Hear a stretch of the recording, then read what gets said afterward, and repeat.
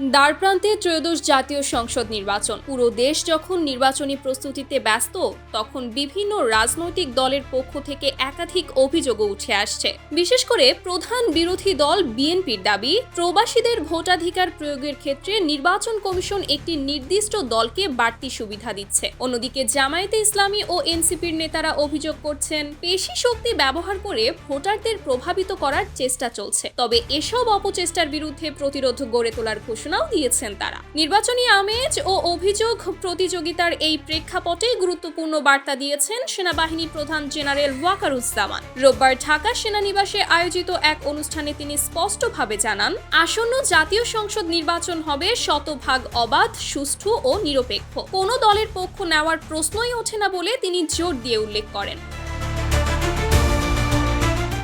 অনুষ্ঠানে উপস্থিত একাধিক সূত্র জানায়, ওই অফিসার্স অ্যাড্রেসে সেনাপ্রধান বর্তমান পরিস্থিতি ও নির্বাচনে সেনাবাহিনীর ভূমিকা নিয়ে দিক নির্দেশনামূলক বক্তব্য দেন। তিনি বলেন, নির্বাচনের সময় কোনো স্বজনপ্রীতি বা পক্ষপাত চলবে না। ভোটের মাঠে পেশাদারিত্ব বজায় রেখে সম্পূর্ণ নিরপেক্ষভাবে দায়িত্ব পালন করতে হবে। সেনাপ্রধান আরও বলেন, নির্বাচনের আগে আইন শৃঙ্খলা পরিস্থিতিকে এমন পর্যায়ে নিতে হবে যাতে সব শ্রেণী পেশার মানুষ নির্বিঘ্নে ভোট কেন্দ্রে যেতে পারেন। ভোট কেন্দ্র ও মাঠে নিরাপত্তা নিশ্চিত করা গেলে ভোটাররা নিশ্চিন্তে ভোট দিয়ে ঘরে ফিরতে পারবেন। এজন্য সবাইকে ঐক্যবদ্ধভাবে কাজ করার আহ্বান জানান তিনি।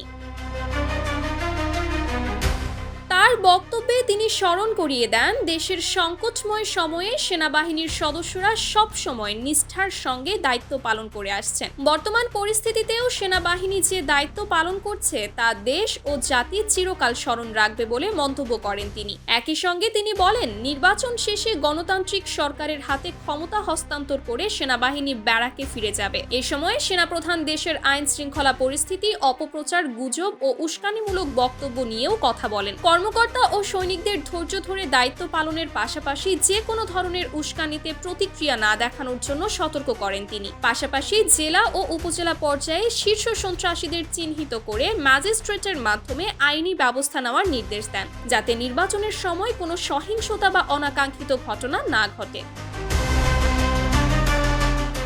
উল্লেখ্য, 24 জুলাইয়ের অভ্যুত্থানে আওয়ামী লীগ সরকারের পতনের পর দেশে অস্থিরতা দেখা দেয়। পরবর্তীতে অন্তর্বর্তী সরকার গঠিত হলে নাগরিকদের নিরাপত্তা নিশ্চিত করতে নির্বাচন পর্যন্ত মাঠে সেনাবাহিনী মোতায়েনের সিদ্ধান্ত নেওয়া হয়। এরপর দফায় দফায় এই মোতায়েনের মেয়াদ বাড়ানো হয়, যা নির্বাচন পর্যন্ত বহাল থাকবে। Sumaiya Snigdha, news desk, daily our Bangladesh.